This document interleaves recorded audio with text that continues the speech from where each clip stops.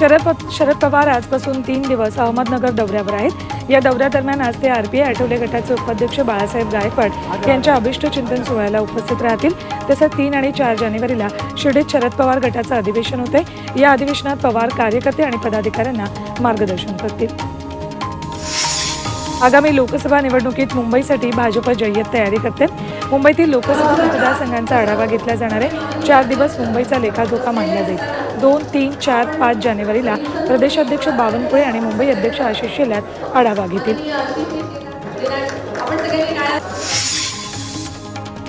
मराठा आरक्षणाबाबत आज राज्य सरकारची महत्त्वाची बैठक आहे। या बैठकीत समितीने घेतलेल्या निर्णयांचा आणि अंमलबजावणीचा आढावा घेतला जाईल। मुख्यमंत्री एकनाथ शिंदे, अजित पवार, फडणवीस यांच्या उपस्थितीत ही बैठक होती। या बैठकीला वेगवेगळ्या विभागांचे सचिवही उपस्थित राहणार आहेत। छगन भुजबळ राजकारणी त्यांच्या नादाला लागू अमृत नोनी आर्थो प्लस ये एक प्रूवन फॉर्मूला है। इसमें मौजूद नोनी फल के गुण और आयुर्वेदिक जड़ी बूटियां शरीर को जरूरी पोषक तत्व देने के साथ साथ हड्डियों और जोड़ों के घिसने, उनमें होने वाले सूजन और दर्द को रोकने में मदद करता है। दर्द मुक्त जीवन के लिए अमृत नोनी ऑर्थो प्लस। फुकटचं भांडण विकत घेऊ नका, सभेत लोक दाखवून केसेस मागे घेण्याचं काम सुरू आहे, अशा शब्दात जरांगेंनी पुन्हा एकदा भुजबळांवर निशाणा साधलाय।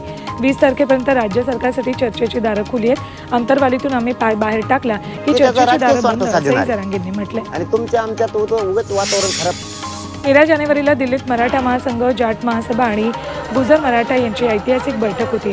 आरक्षणापासून वंचित असलेल्या घटकांना सोबत घेत त्यांच्या आरक्षणाचा प्रश्न सोडवण्यासाठी बैठक असल्याची माहिती मराठा महासंघाचे संभाजी दहातोंडे यांनी दिली।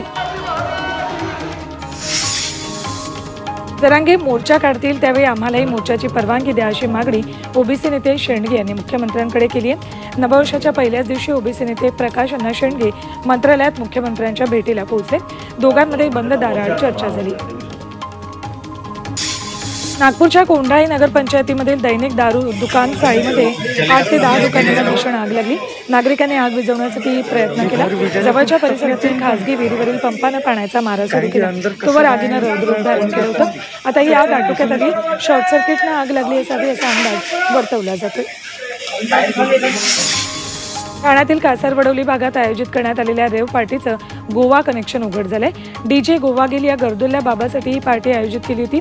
या पार्टीत सहभागी झालेल्या 100हून अधिक तरुणांना पोलिसांनी अटक केली। त्यांच्याकडून चरस, LSD, गांजा यासह दारूचा मोठा साठा जप्त केला आहे।